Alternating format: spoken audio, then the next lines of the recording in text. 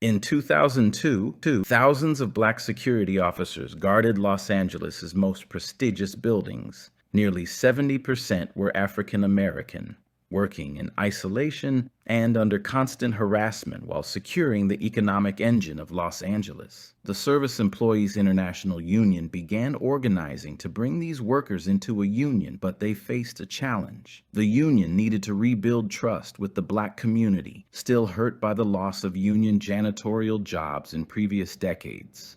This series of interviews gives some insight into the monumental task of getting the union recognized. What sparked the organizing campaign for the Security Officers Union in Los Angeles? What sparked the organizing campaign for security officers in Los Angeles was, I think, it was a perfect storm of events based on what was happening at the time. This was in the early 2000s, shortly right before, right after 9/11. So the sense of security was heightened in this country. We also had workers in motion in other parts of the country. There was a movement of janitors in the University of Miami that was organizing their union at the same time, while also janitors, part-time janitors in the state of Texas were forming their union. Um, right at the same time that security officers were coming together here in Los Angeles to take a stand and to have a say in what happens in the workplace. All of these three things were happening at the same time with the backdrop of what happened in 9/11. So there was a sense of heightened security and anxiety in this country. Here in Los Angeles, a group of security officers got together in late 2000, early 2001, and decided that they wanted to make changes in the workplace. And taking a look at all of the different components that was taking place in the country, decided that they wanted to form their union. And I think that that was the spark here in Los Angeles that led us to where we are today. What were the key components of the campaign to ensure security officers won their union? Well, I think there were a couple of things. One, that when you think about what was happening in the security industry at the time, there was a shift that was taking place. The security industry started hiring more African American workers in the early 2000s. This stemmed from a exodus of black workers from the janitorial industry. Back in the, I would say, late 70s and early 80s, the janitorial industry in Los Angeles was predominantly African American. What started happening is employers, contractors in Los Angeles started to hire an immigrant workforce that changed the complexity of the industry with the attempt of exploiting that workforce, kind of based on their status here in the country. And so black folks began to leave the janitorial industry and started moving toward the security industry. So more African Americans were being hired in security. So there was a change and shift in both of those industries. And there's a connection, regarding this and when we talk about security. So I think that that was happening. Another thing was happening is that workers decided that they were fed up and they wanted to have a way to deal with some of the issues that were happening in the industry, where you would have multiple folks telling you what to do. You would have the property manager that was your boss. You would have your company manager that was your boss. You would have tenants that were your boss. And so, the industry as a security officer became a place where there was so many bosses and not enough workers, and it created tension in the workplace and confusion. I think another thing that was happening in the workplace is you saw the changing and the shifting of the economy in Los Angeles. And so I think that when you look at all of these different factors, security officers came together and decided that they wanted to form their union and win a historic first contract here in Los Angeles that eventually set the pace and the tone for a lot of other security unions across the country. How did the narrative and direct action impact the workers? That's an interesting question. This campaign of security officers was not It was a comprehensive campaign, meaning that it wasn't just won by security officers alone. There were several partners in the community and the faith-based churches, the union, the workers, all came together and made this campaign a success. When you think about the work, the time, the effort that was put into ensuring that security officers would form their union, this was a full family effort. The security officers would not have won their union without the support of specifically the Black community.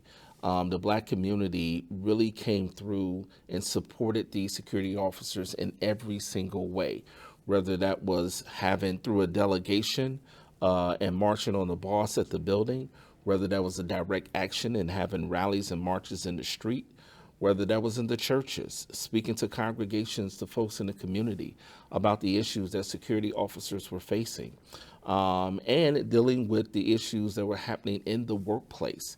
If folks were being disciplined or terminated for union activity, the community was right there.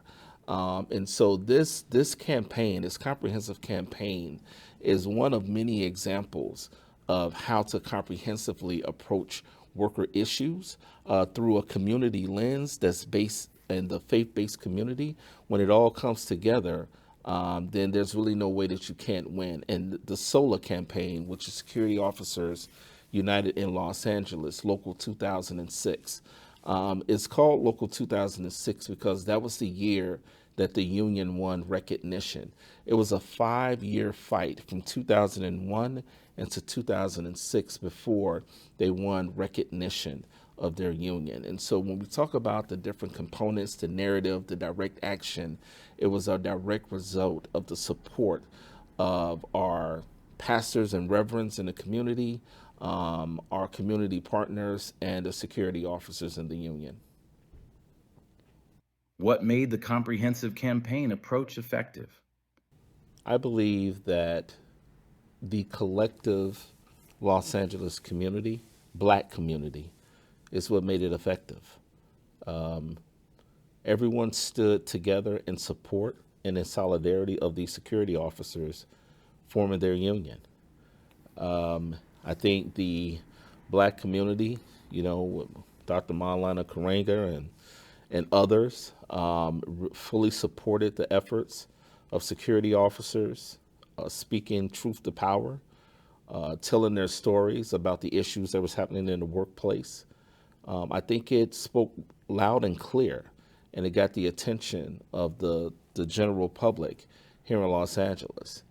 Having our faith-based leaders, the pastors and the reverends in the community, allowing the security officers to come into the church home and talk to the congregation about the issues, racial discrimination that was happening in the workplace with a spiritual lens and support behind that also made it effective.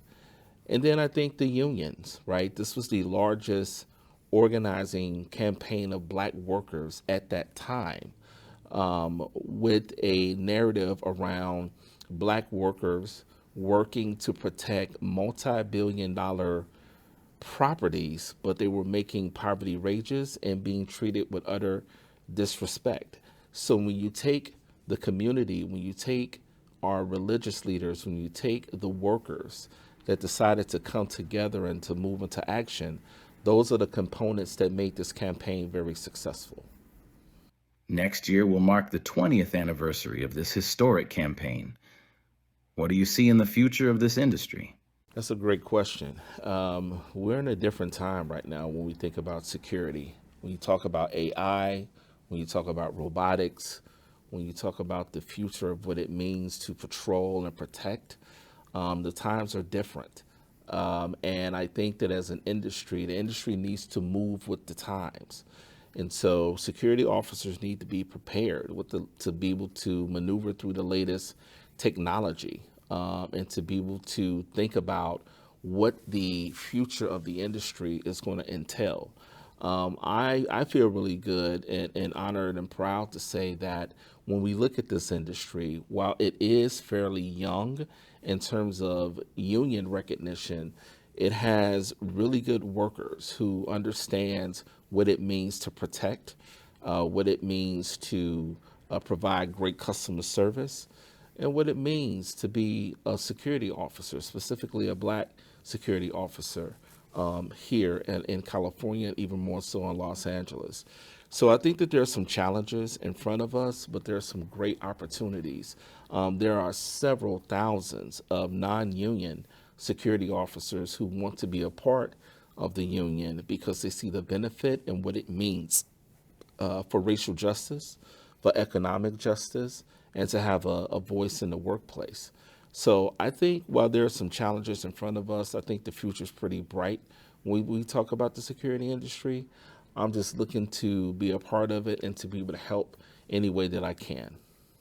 OASC proudly recognizes a fraction of those responsible for the success of the SEIU Black Security Officers Unionization campaign in Los Angeles, a landmark example of how labor organizing can be a tool for racial and economic justice.